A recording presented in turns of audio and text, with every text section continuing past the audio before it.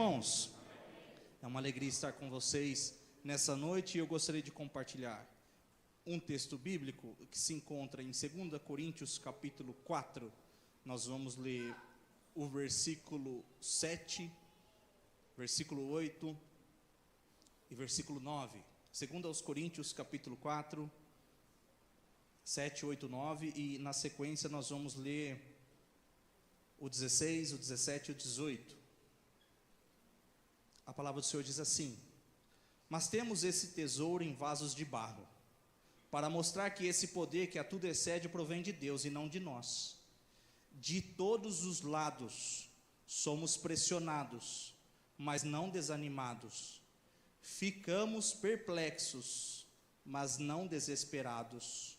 Somos perseguidos, mas não abandonados.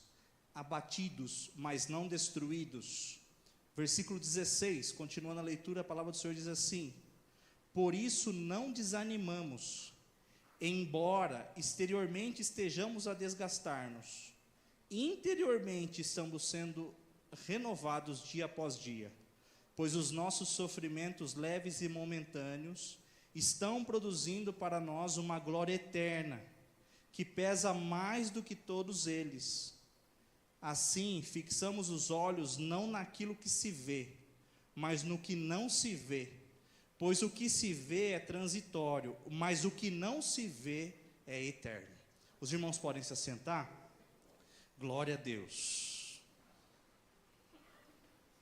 É bom estarmos na casa do Senhor, compartilhando a palavra do Senhor, é uma alegria. O texto que nós acabamos de ler foi escrito pelo apóstolo Paulo. Ele está mostrando para a igreja de Corinto que não é muito fácil viver. Nossa vida é cheia de desafios, né? A gente, conforme a gente vai chegando em determinada idade, a gente vai concordando com isso. A criança, ela é mais esperançosa, ela ainda não passou por tribulações como os adultos já com mais experiência já passaram. Então hoje eu estou com 32 anos, eu já comecei a parar para pensar, para falar a idade. Antigamente já estava na ponta da língua. Quando eu percebi que eu já comecei a ficar um pouquinho mais velho, quando começou a dar dor nas costas para trocar a fralda das crianças, quando eu comecei a trocar o nome deles, os dois começam com Jô, então eu fico Jô, e José e João, e aí eu entendi um pouco minha mãe, minha avó. A minha avó falava 8 nomes primeiro, né, para chegar no da gente. E com a experiência a gente começa a entender que a nossa vida não é fácil. São muitos desafios, muitas dificuldades. Tá certo que se a gente for analisar, alguns sofrem de forma mais aguda do que outros. Existem sofrimentos que alguns não suportariam. A gente entende que Deus não nos dá carga maiores do que a gente possa suportar. Mas a gente vê histórias, relatos bíblicos de pessoas que sofreram muito. Eu e minha esposa, a gente escolheu o nome José para o nosso segundo filho em homenagem a alguns personagens bíblicos. E nessa noite eu gostaria de citar isso para vocês como experiência. A palavra do Senhor, a gente está usando essa situação, né, de consagrar o nosso filho ao Senhor, de apresentá-lo. Mas a palavra do Senhor serve para todos nós. José, primeira vez que um personagem recebe esse nome, eu vou explicar um pouquinho o contexto que ele nasce para os irmãos entenderem. Às vezes a gente romantiza bastante, né, a família, né? O nosso Deus é chamado de Deus de Abraão, Deus de Isaac, Deus de Jacó. Mas vamos entender um pouco o contexto, o que aconteceu com essa família, para a gente poder entender o que aconteceu com José. Deus chama Abraão para ele sair do meio dos parentes dele e para uma terra que ele ainda iria mostrar.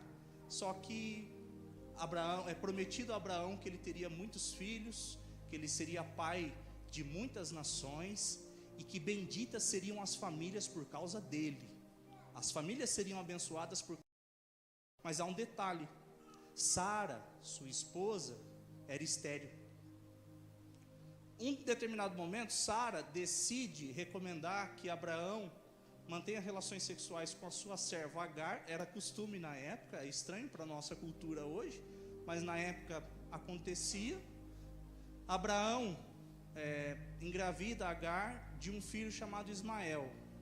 naturalmente, Sara tem uma rejeição pela serva e pelo filho Ismael. Um tempo depois, a promessa se cumpre e nasce o filho, que a gente chama o filho da promessa, Isaque. Deus vem até Abraão, Deus visita os dois e nasce Isaque. Isaque e Ismael têm um conflito em uma celebração, né, do desmame de Isaque. Eles têm um conflito, uma briga. Sara vê e despede Ismael e Agar. Então nós vemos a preferência, lógico, de Sara pelo seu filho e rejeitando o filho da outra mulher. Isaque cresce e ele se casa com uma mulher chamada Rebeca. É interessante que Rebeca também é estéril. Ela também não podia ter filhos. No tempo do Senhor, Deus a visitou e ela engravidou. Nessa oportunidade foram de gêmeos, não idênticos, Esaú e Jacó. A Bíblia diz que os dois, já no ventre, parecia que disputavam espaço ali. Quando eles nascem, a Bíblia nos informa que o pai tem uma preferência por Esaú. Ele era mais viril, mais caçador, mais masculino. Jacó era mais caseiro, cozinheiro, mais apegado à mãe. E a Bíblia diz que a mãe se apega a Jacó e o pai se apega a Esaú. E começa um conflito de novo entre os irmãos. Uma disputa pela bênção. Jacó não quer ser o segundo. Ele quer tomar a bênção de Esaú. Esaú dá pouco valor a essa bênção da primogenitura. Jacó engana seu pai velhinho, não enxergava direito. Jacó engana seu pai para ser abençoado. Esaú promete matar o seu próprio irmão. Eu vou esperar o meu pai morrer. Quando o meu pai morrer, eu vou matar o meu irmão. Então veja, o ciclo se repetindo. A esposa estéril, os filhos brigando e um querendo matar o outro. Nesse caso, um já queria acabar com a vida do outro. Jacó vai para longe, ele se casa com mais de uma mulher. A que ele amava de todo o coração se chamava Raquel. Raquel é estéril, ela não podia ter filhos. As outras esposas dele tinham muitos filhos. Jacó já tinha 10 filhos. Quando Deus veio, foi gracioso com Raquel e lhe deu um filho chamado José. Jacó tem uma preferência por José. Ele ama mais a José do que a seus irmãos. Ele dá uma túnica de muitas cores, de manga comprida, manga longa, para José. Ele pedia com que José fosse espionar o que os irmãos faziam, porque os irmãos não eram muito gente boa não, andava aprontando. E aí ele dizia, vai lá ver o que seus irmãos estão fazendo. E aí José vinha e passava o relato para Jacó. Então imagina, os irmãos já percebiam a preferência do pai em relação a José. Jacó preferia José em detrimento dos irmãos. E aí essa situação do pai presenteando o filho José, dedurando os irmãos para o pai. Então os irmãos prontos para odiar a José. Eles chegaram ao ponto de lançar ele num poço seco. Muitos deles estavam com a convicção de que iriam matar a José.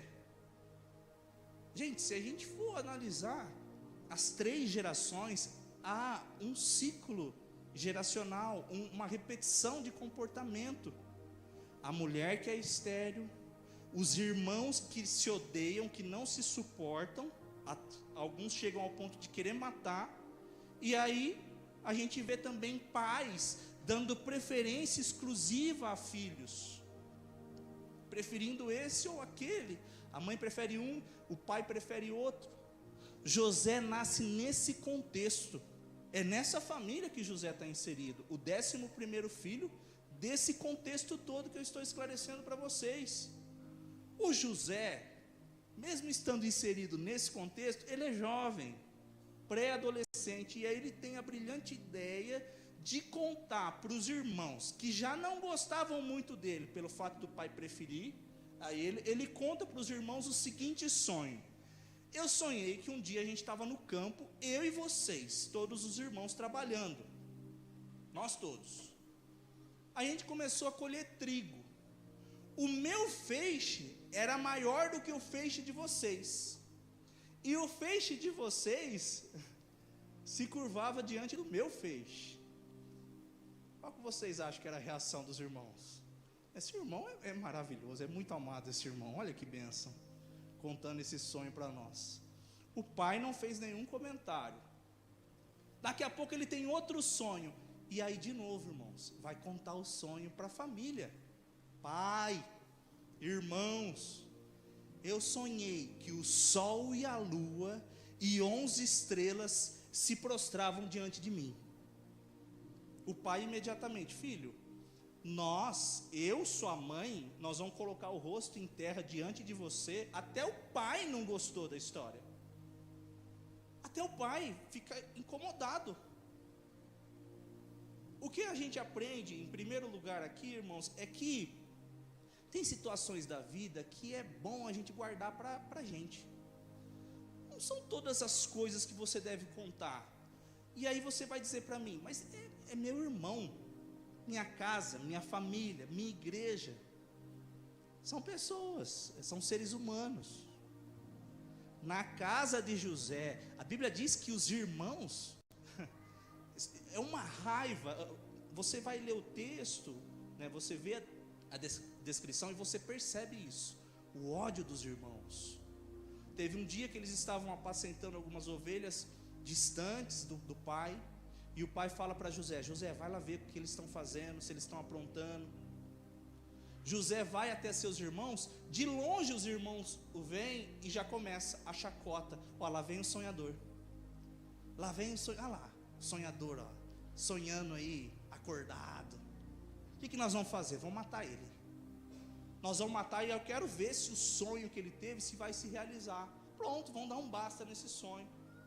Todos eles vão com ódio, capturam o seu irmão José, eles retiram a sua capa de muitas cores, eles sangram um animal, uma ovelha, deixam o sangue cair sobre a capa de José, e aí colocam José no fundo de um poço, porque eles iam matar José daqui a pouquinho. Nós vamos matar.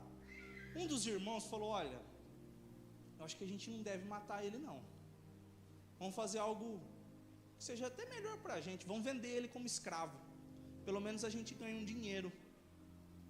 Irmãos, a gente conta essa história com uma frieza, a gente, quando analisa, são irmãos, filhos do mesmo pai, não são filhos da mesma mãe, tudo bem, mas comem na mesma casa, participam da mesma educação. Vocês conseguem entender? Conseguem mensurar isso? É interessante, irmãos, que às vezes a gente para pensar, e de novo, o contexto do início dessa mensagem, a nossa vida não é fácil viver. José, ele se sente, ele foi traído, há uma dor muito grande de traição. Quem já foi traído em algum momento vai saber do que eu estou falando. Não só a traição, ele sente a dor da separação do pai. Ele ama o pai de todo o coração. Ele tem apenas 17 anos, é um jovem, muito jovem. A tradição diz que quando as pessoas eram vendidas como escravos, eles colocavam um anzol no nariz, semelhante ao que as pessoas colocam no boi, né, para prender o escravo, e eles amarravam todos os escravos na mesma corda, para que se algum escravo tentasse fugir, iria acabar ferindo todos. E o nariz, os irmãos sabem, o nariz é uma parte bem sensível do nosso corpo, né? Às vezes quando nasce um cravinho aí que você tenta tirar o cravo, a espinha, é muito sensível, dói muito, né? Quando você sofre uma pancada no nariz. E ele, um jovem de 17 anos, sem entender, sem saber porquê, inocente, ele era inocente, ele está passando por todas essas coisas. E eu quero fazer você pensar. Às vezes a gente passa por coisas, irmãos, porque a gente cometeu erros. Tem coisas que são consequência dos nossos erros. Mas tem situações que a gente passa, irmãos, que são coisas da vida. Deus não está punindo ninguém. São coisas da vida. Tristeza, dor, traição, tudo isso que vem sobre nós, e é natural do ser humano o questionamento. Mas eu não vejo em José, em nenhum momento, reclamação. A gente não vê José reclamando. José chega no Egito, que era uma potência financeira da época. Quando ele está lá no Egito, ele vai trabalhar na casa de um homem que era o chefe da guarda, Potifar. Ele era um homem importante. Imediatamente, quando ele começa a trabalhar como escravo, Potifar é o dono dele.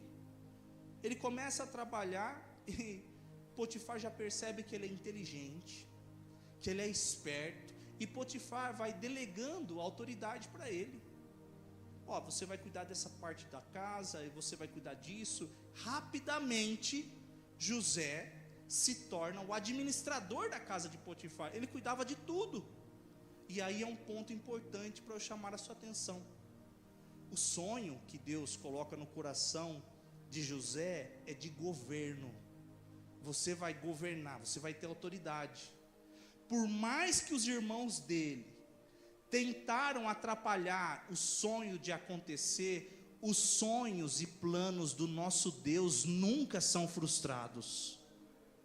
José está na casa de Potifar, escravo. A identidade dele é voltada para governo. Imediatamente ele já começa a demonstrar isso.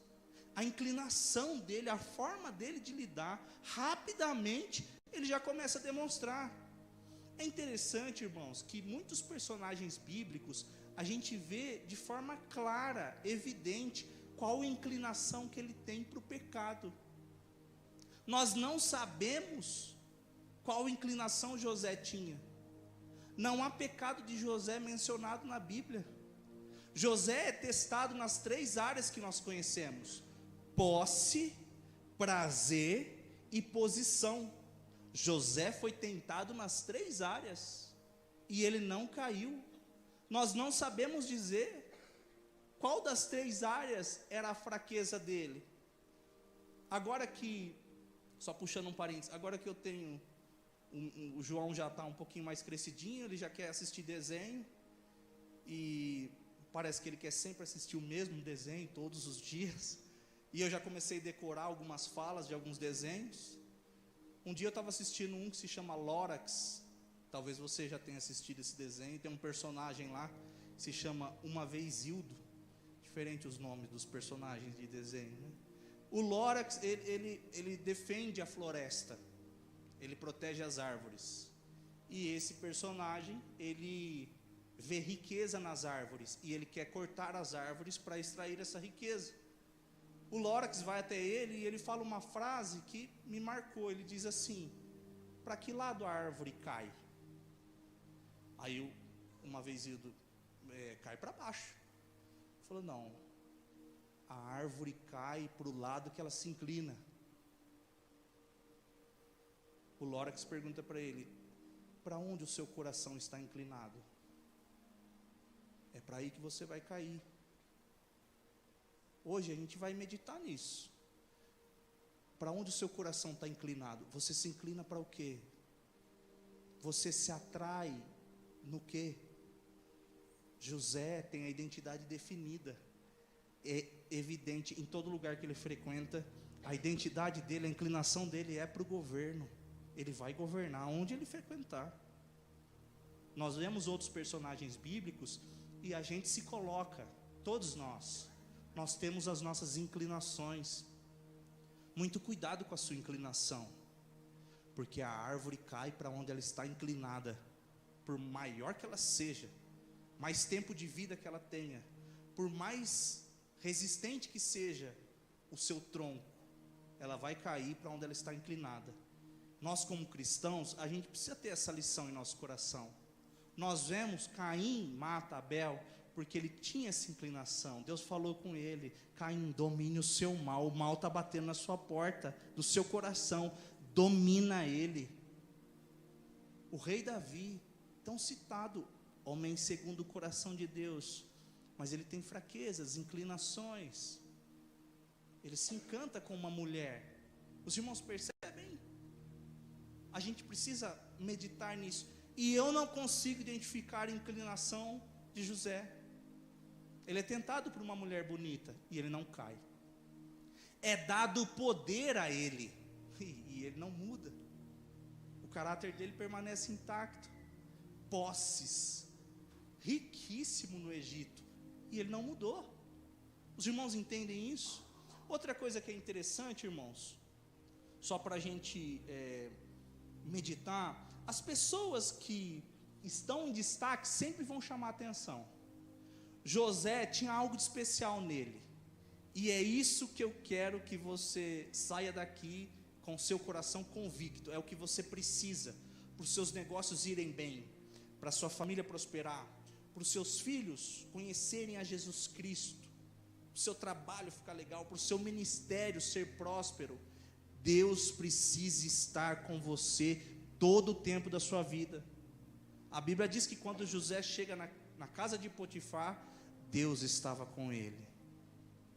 Há um problema, eu já vou explicar, ele vai para outro lugar, Deus estava com José, todos os lugares que ele vai. Nós precisamos da presença de Deus.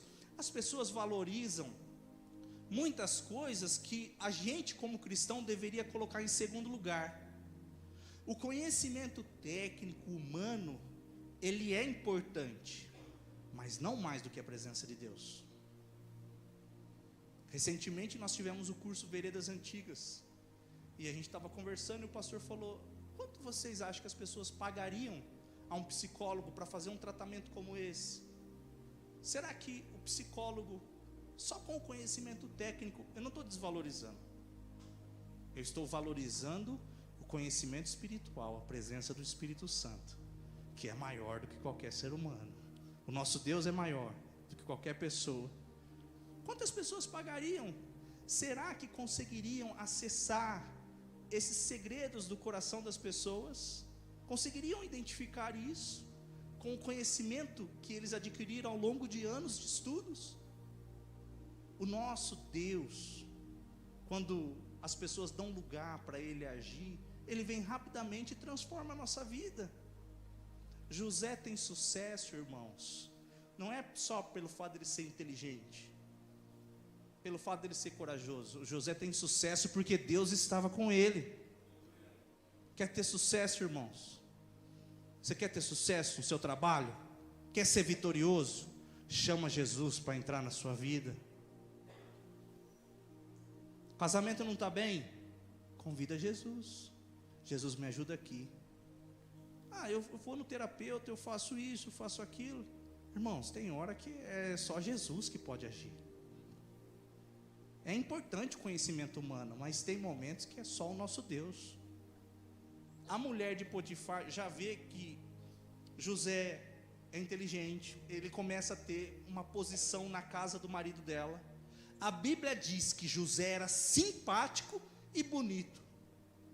Olha só, e solteiro ainda. Simpático, bonito, inteligente. José tinha todas essas características.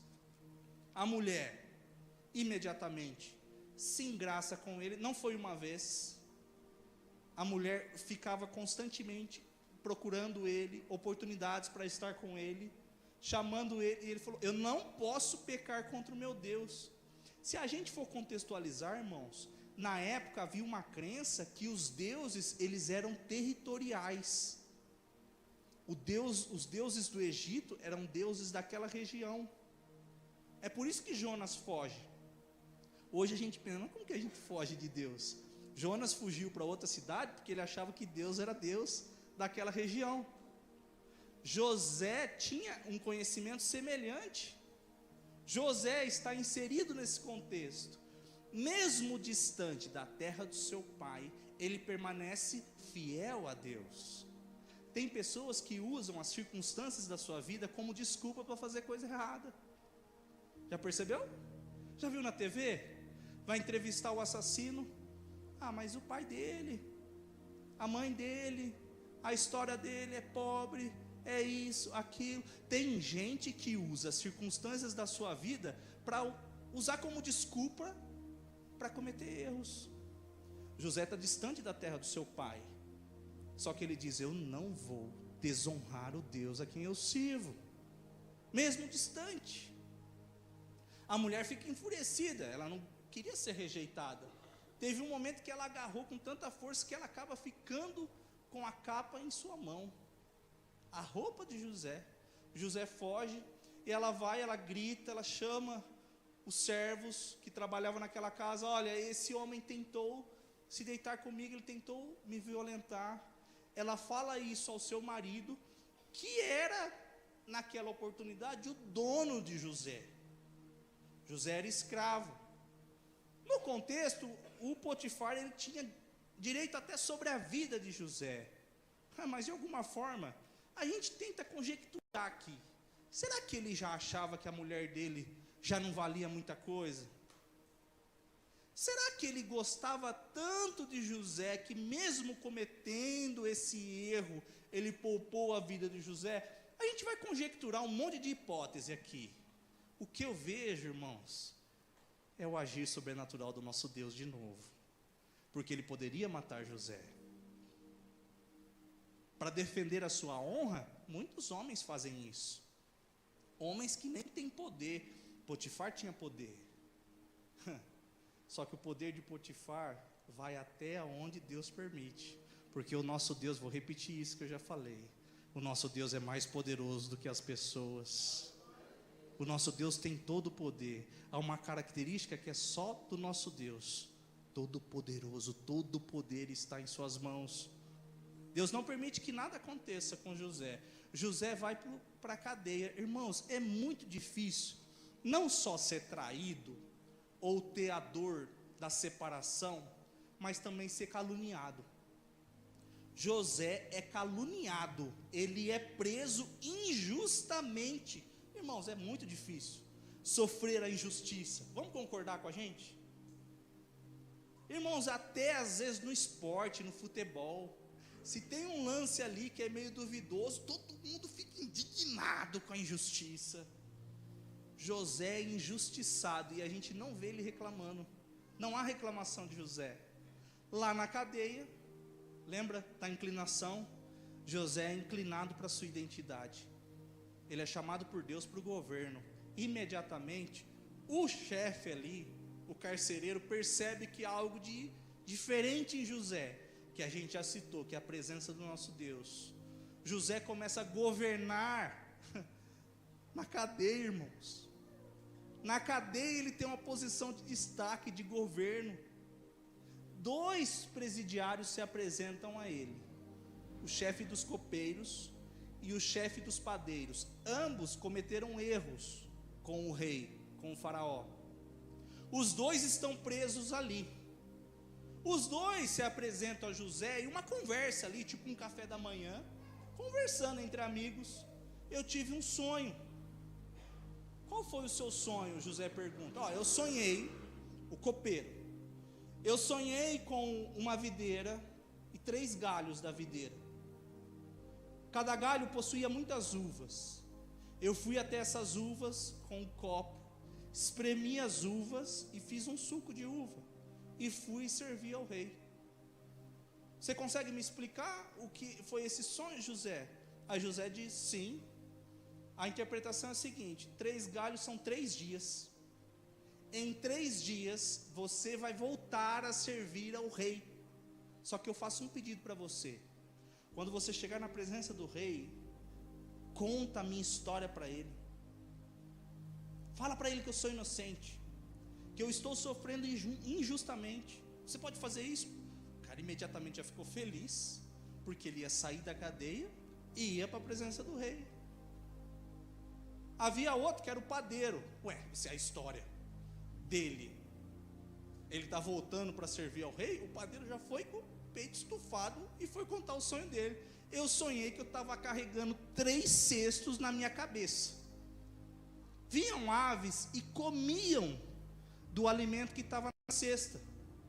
Os cestos. Qual que é a interpretação? A interpretação é o seguinte: daqui 3 dias você vai ser morto e as aves vão comer da sua carne. José interpretou o sonho deles dessa forma. Irmãos, passou 3 dias e aconteceu exatamente o que José disse. Exatamente. O copeiro voltou para a presença do faraó e o padeiro morreu. É interessante, irmãos, que a Bíblia diz que o copeiro se esqueceu de José. Mais uma coisa que é difícil acontecer, é difícil quando a gente passa o esquecimento. É complicado, irmãos, ser esquecido ou se sentir esquecido. É muito complicado, é ruim, é triste. A Bíblia diz que passou 2 anos até o copeiro se lembrar. Deus fez o copeiro se lembrar de José.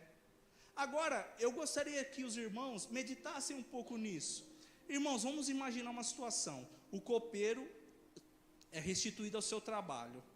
Ele chega na presença do faraó e o faraó, imagina quantas coisas ele não deve ouvir por dia, quantos pedidos. Aí o copeiro começa a dizer para ele: olha, tem um preso que servia na casa do Potifar, ele foi acusado de se aproveitar da mulher do Potifar, mas foi injusto. Não, isso não aconteceu e ele está lá preso. Teria como o senhor fazer alguma coisa? Irmãos, o que o faraó ia fazer?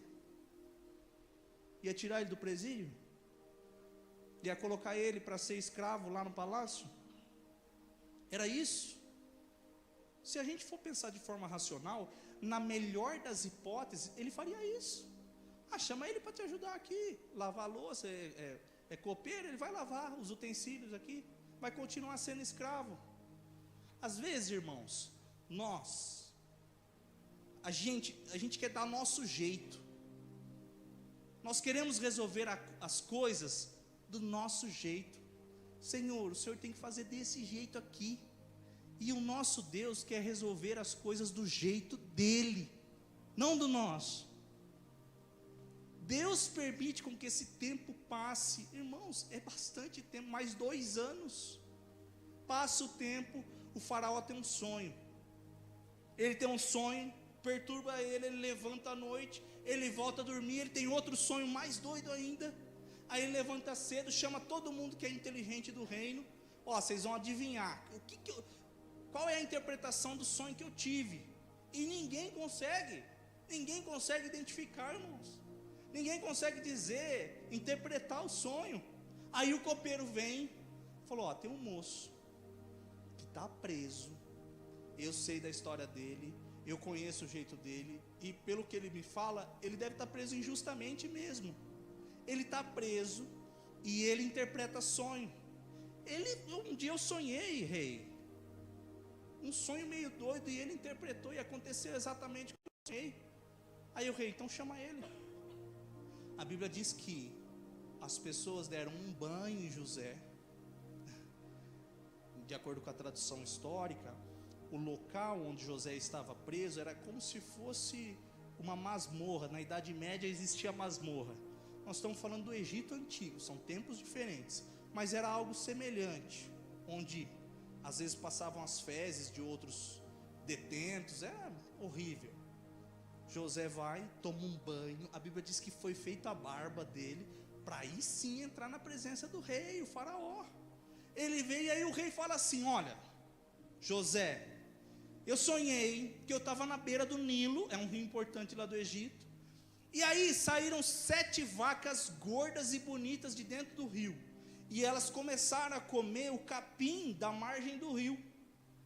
Um tempinho depois saíram 7 vacas muito magras, mirradas, feias. O rei usa a palavra horrorosas, elas eram horrorosas, e elas vão e engolem as vacas gordas, e mesmo engolindo aquelas vacas gordas, elas permanecem magras, mirradas. Eu fiquei perturbado, acordei, me levantei, voltei a dormir. Tive um outro sonho. Eu sonhei que havia um caule de trigo, e haviam 7 espigas de trigo, fartas, bonitas. De repente vieram 7 espigas mirradas. A expressão que ele usa é queimadas pelo vento quente do deserto, fracas, feias. As espigas mirradas engolem as espigas fartas. Eu não sei a interpretação, diz o rei. Eu chamei os sábios e entendidos e ninguém sabe. Agora foi recomendado que você pode decifrar o meu sonho. Você pode. Imagina, irmãos, um filme passando na cabeça de José, de tudo que ele passa, tudo que ele passou para estar ali, quantos momentos da vida dele ele torceu para ter uma audiência com o rei. Ele queria, porque ele queria contar a história dele, quanto ele foi injustiçado, ele foi traído, ele foi abandonado, foi caluniado, tudo isso ele queria contar para o rei. E aí o rei vai e pede um favor para ele. Você pode interpretar esse sonho? Sabe qual que é a resposta de José? Eu não, mas o Deus a quem eu sirvo, esse pode interpretar o seu sonho. A gente precisa meditar nisso, irmãos, baseado nas nossas experiências, que são traumáticas às vezes. A gente se revolta contra Deus, não é? A gente não quer mais falar de Deus, não quer mais congregar. Quantas pessoas deixam de vir na igreja? Quantas pessoas deixam de congregar? Quantas pessoas às vezes deixam de contribuir? Por quê? Tristeza, traumas. José está nessa situação e está engrandecendo o nome do Senhor. Eu não interpreto nada, quem interpreta é o meu Deus. O Senhor sonhou tudo isso daí. A interpretação é o seguinte: vão vir 7 anos de bonança, vai produzir, o mundo inteiro vai produzir muito, vai ser bom, a terra vai produzir, vai sobrar alimento. Depois desses 7 anos, virão 7 anos de fome, a terra não vai produzir, não vai ter produção. Se o Senhor não se preparar, os 7 anos de fome vão superar os 7 anos de bonança, e a terra vai passar fome, muitas pessoas vão morrer. Eu recomendo ao Senhor que o Senhor escolha um homem sábio e inteligente, que possa administrar os recursos dos 7 anos de bonança, para que quando vierem os 7 anos de fome, vocês tenham recursos armazenados, para poder passar por esses 7 anos de fome, de escassez. O faraó olha para um lado, olha para o outro. Existe homem mais sábio e inteligente? Existe homem em que habite o Espírito do Deus Altíssimo igual a você, José? Você é o escolhido para essa tarefa. Você vai governar o meu reino. Ele tira o anel que eles usavam como selo e entrega a José. José se torna governador de todo o Egito, a principal potência mundial da época. O faraó coloca um apelido nele, um nome egípcio. O seu nome será Zafenate Paneia. Acho que deve ser, os irmãos desculpem, eu não falo egípcio, mas deve ser, a tradução deve ser mais ou menos, o sotaque egípcio deve ser mais ou menos assim. Zafenate Paneia, que significa Salvador do mundo. Esse é o nome que foi dado a José, Salvador. Por quê? Ele iria administrar os recursos 7 anos, e esses 7 anos de bonança, quando viesse a escassez, eles iriam utilizar. Ele dá a ideia: ó rei, nós vamos fazer o seguinte, de tudo que produzir no reino e nos arredores, nós vamos pegar a 5ª parte e nós vamos guardar, vai ser do reino. Quando acabar a comida de todo mundo, a gente começa a vender. E aí eles fizeram isso. O interessante, irmãos, é que havia um tratamento em relação aos irmãos ainda. Lembra do sonho dos feixes, do sol e da lua? Então tem coisa para acontecer ainda. Um belo dia, a Bíblia diz que José, ele que comercializava os grãos, né, o cereal, passou 7 anos de bonança, passaram-se 2 anos, e aí começou a ter fome, para tudo quanto é canto. Os irmãos de José estavam com fome na terra do seu pai. Jacó ouve falar que havia comida no Egito, e ele manda os seus filhos para o Egito com dinheiro para poder comprar os mantimentos. Quando eles chegam no Egito, irmãos, Deus é tão maravilhoso, Ele prepara algumas situações na nossa vida para honrar aqueles que permanecem fiéis. Os irmãos de José estão na presença de José. José imediatamente reconhece seus irmãos, E os irmãos não reconheceram José, possivelmente pela maquiagem, ele deveria estar diferente. Os irmãos de José ficavam falando entre si. Havia um intérprete, como se José não entendesse a língua, né? José fica bem quietinho, e ele entendendo tudo que os irmãos estão falando. O José faz meio que um teste com eles. Falou: vocês estão vindo aqui espionar o Egito, não estão não? Aí eles: não, meu rei, nós estamos com fome mesmo, nosso pai está com fome, nós somos 12 filhos, um dos filhos sumiu, e o filho da mesma mãe, que é o pequenininho, o mais novo, Benjamim, o meu pai não deixou trazer, não deixou porque ele amava esse mais velho, que era filho da esposa amada, mas ele sumiu. A gente contou até que foi comido por uma fera selvagem. Esse menino sumiu, e o pequenininho que ele ama tanto, está lá com ele, não deixou vir. Então vocês vão fazer o seguinte: eu só acredito em vocês se vocês forem lá buscar esse menor. Rei, nosso pai não vai deixar. E aí eles conversando entre si, e como se o governador José não entendesse, eles estavam falando: eu acho que é uma punição de Deus isso, porque a gente agiu da forma errada. E eles conversando, a Bíblia diz, irmãos, que as emoções de José afloraram. Ele começa a chorar de uma forma muito forte. A Bíblia diz que as pessoas ouviram de longe o choro dele. Ele se recompõe, lava o rosto: vocês vão voltar lá e vai buscar o irmão, traz o mais novo, que aí eu vou acreditar na história de vocês. Eles levam mantimentos, só que José não aceita o dinheiro, ele coloca o dinheiro do pagamento do cereal dentro dos sacos de cereais. Irmãos, vamos ser sinceros, se fosse você, crente, batizado com o Espírito Santo, como você agiria? Você perdoaria seus irmãos como José perdoou? Dessa forma? Vocês estão querendo cereal? Vocês que comam areia. Não venderam, irmão? Como a gente agiria? José não só deixa eles levar o alimento, como devolve o dinheiro para eles, gente. Eu olho para José e eu vejo Jesus explícito. Até há um estudo teológico dizendo que José, ele tipifica Jesus no Antigo Testamento. Há alguma semelhança, sim. Ele foi enviado pelo seu pai, era o filho amado do seu pai. Ele foi vendido por moedas de prata. Não há menção de pecado de José na Bíblia. Ele, lá na sua punição, ele foi punido injustamente. Ele se relaciona com 2 presidiários. Um é morto e o outro é devolvido ao seu cargo, semelhante a Jesus, que na cruz um vai para a perdição eterna e o outro vai com ele para o seu paraíso. Então há muita semelhança.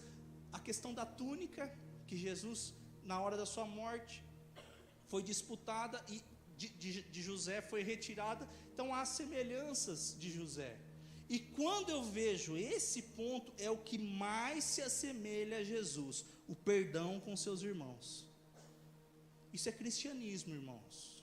É o que a Bíblia nos ensina, perdoar. É difícil? Ou se é. A gente fala e prega até acontecer com a gente. Aí na hora que precisa perdoar, é muito difícil. Os irmãos trazem o Benjamim. Irmãos, eu fico imaginando o abraço de José. A Bíblia diz que ele abraça ele de uma forma vibrante e forte. E ele começa a chorar muito. Fica, sabe, quase que não dá, eu preciso me mostrar. E aí ele se mostra para os irmãos. Eu sou José, o irmão que vocês venderam como escravo. Agora eu sou governador do Egito. A Bíblia não menciona, porque ele não é vingativo, irmãos. Se fosse eu já ia falar: vocês lembram daquele sonho lá, aquele dia, que eu falei do feixe, vocês duvidaram? Quando eles chegaram, irmãos, eles se prostraram diante de José. O irmão José os perdoa do erro que eles cometeram. Agora vocês vão fazer o seguinte: vocês vão buscar o nosso pai. Vocês chegam lá e falam o seguinte: seu filho José está vivo e ele é o governador da maior potência mundial. Jacó, o faraó fica sabendo da história, porque a Bíblia diz que ele chorou muito alto, irmãos. Eu fico imaginando o choro, sabe, do abandono, da rejeição, da inveja, de tudo, irmão, de ser, sabe, injustiçado, caluniado, tudo isso que ele passou. Foram 13 anos, ele vai para a presença do faraó com 30 anos de idade, sofrendo injustamente, irmãos. Olha o que ele passou, tudo isso que ele está passando. E aí o faraó fica sabendo, manda chamar José, fala para o seu pai vir para cá, sua família, todos os seus irmãos, todo mundo vem para cá, nós vamos dar carroça aqui para trazer as mulheres, trazer crianças, trazer idosos, todo mundo que estiver lá, vocês vão trazer para cá. É até interessante que os egípcios não gostavam de pastores de ovelha, eles não gostavam. Aí quando eles chegam lá, chega todo mundo, irmãos, eu fico imaginando o abraço de José em Jacó, no pai amado dele. O choro, sabe, espremido de anos de dor, de sofrimento, de angústia, de mágoa. Ele vai lá e dá um abraço bem gostoso no pai dele. A Bíblia diz que eles choram por vários minutos, um tempo grande, eles ficam chorando alto. Jacó olha para o céu e fala: agora eu posso morrer, agora eu posso ir descansar com os meus antepassados, porque o meu filho está vivo. E o sonho que ele teve se concretizou, se realizou. É legal, irmãos, que a gente fala de perdão e é tão chocante para algumas pessoas, tão difícil para outras. A nossa recomendação bíblica é o auxílio do Espírito Santo. O nosso Deus é especialista em perdoar, porque Ele não olhou para os nossos pecados. A Bíblia diz que Ele nos amou quando éramos ainda pecadores. Ele nos perdoou de todos os nossos pecados. Como José perdoa a sua família, perdoa os seus irmãos, mesma coisa Jesus nos perdoa. A família de José, vai todo mundo lá, aquele mundaréu de gente, mundaréu de irmão, vai na presença do faraó. Olha, vocês vão ter a melhor terra aqui do Egito, vocês vão ficar estabelecidos lá. O que vocês fazem? Aí eles meio com medo, José já tinha falado, fala que vocês são um pastor de ovelha, mas fala meio devagar. Nós somos pastores de ovelhas. Aí o faraó falou, o José já salvou a gente da fome, né? Então deixa para lá, vai lá cuidar das ovelhas dos 6 lá, pode ficar lá na terra. Foi dado a eles a melhor terra do Egito. Irmãos, toda essa história tão grande, toda essa narrativa para a gente entender o quê? Nosso Deus tem planos específicos para cada um. Para que esse plano se concretize, vão acontecer coisas que vai nos desagradar. Vai acontecer coisa triste, que vai nos deixar magoado, semelhante ao abandono, à traição, à injustiça, à calúnia. Essas coisas vão acontecendo para que o propósito de Deus seja cumprido em nossa vida. Eu quero encerrar essa palavra com um texto bíblico. O texto se encontra em Salmo 113. A partir do versículo 4, a palavra do Senhor diz assim: o Senhor está exaltado acima de todas as nações, e acima dos céus está a sua glória. Quem é como o Senhor, o nosso Deus, que reina em seu trono nas alturas, mas se inclina para contemplar o que acontece nos céus e na terra? Ele levanta do pó o necessitado e ergue do lixo o pobre, para fazê-lo sentar-se com príncipes, com os príncipes do seu povo. Dá um lar à estéril, e dela faz uma feliz mãe de filhos. Aleluia, vamos aplaudir ao Senhor.